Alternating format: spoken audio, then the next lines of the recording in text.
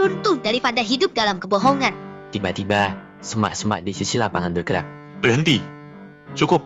Raka muncul bersama Rizal. Keduanya ngos-ngosan seperti lari dari jauh. Jangan percaya sama omongannya, Din. Akhirnya kamu muncul juga. Lo masih berani nampakin muka, ha? Masih. Kalau saya nggak pernah takut sama kebenaran. Bang, ini semua maksudnya apa? Mama, ayah, abang tahu sesuatu yang Dinda nggak tahu. Nanti abang jelasin, Din. Tapi sekarang, Dinda harus ikut abang dulu. Kabur aja kabur. Tapi ingat Raka, makin kamu tutupin, makin dalam kamu tenggelam. Lo,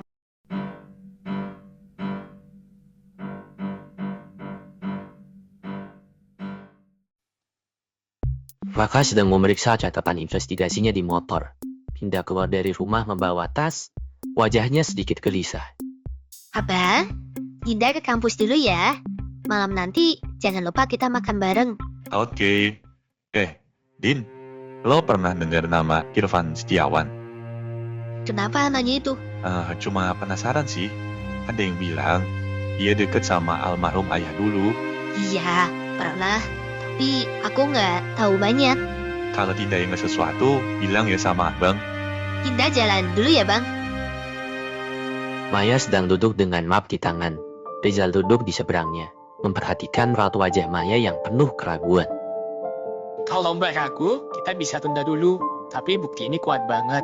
Aku tahu, tapi aku juga takut, Zal. Takut kalau nanti semua jadi tambah rumit. Kadang mau lebih rumit kalau diam terus. Mbak nggak sendiri kok, saya bantuin. Kamu baik banget.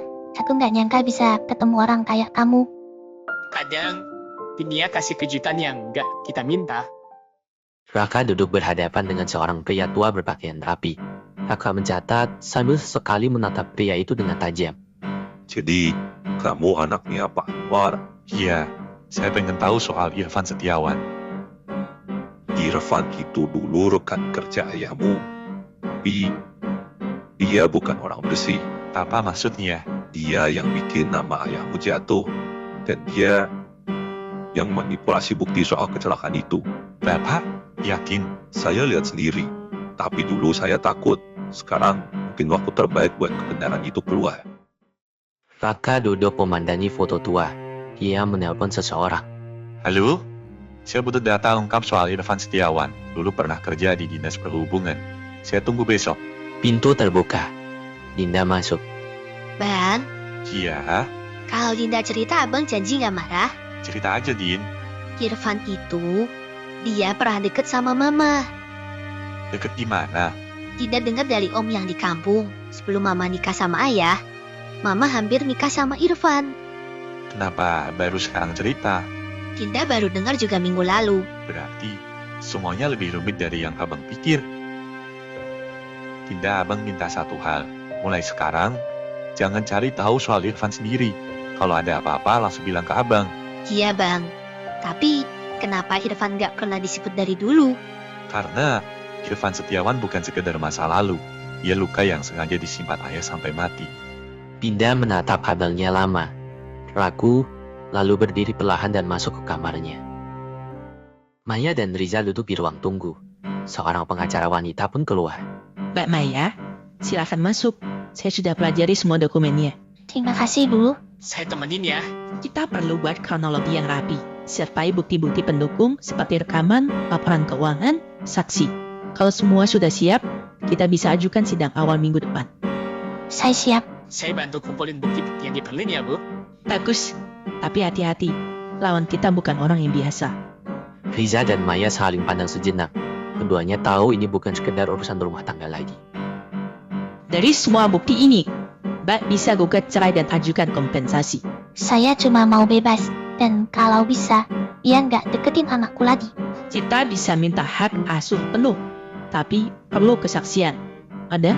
Kamu siap jadi saksi? Kalau itu bisa bantu Mbak Maya, saya siap. Raka membuka file digital di laptop berjudul Kasus Irfan 2001 sampai 2007. Tangan Raka gemetar saat men-scan dokumen. Ada foto mobil ringsek, berita lama tentang pejabat, terlihat skandal penggelapan, dan satu memo, saksi kunci menghilang. Anindita S. Mama, Ponsel Raka bergetar. Pesan masuk dari nomor yang tak dikenal. Lo pikir lo satu-satunya yang nyari kebenaran. Hati-hati Raka, ada yang lebih siap buat nutup mulut lo. Gue udah kelewat jauh buat mundur. Rizal mendatangi Raka yang sedang duduk sendirian, nunduk sambil membuka catatan kecil.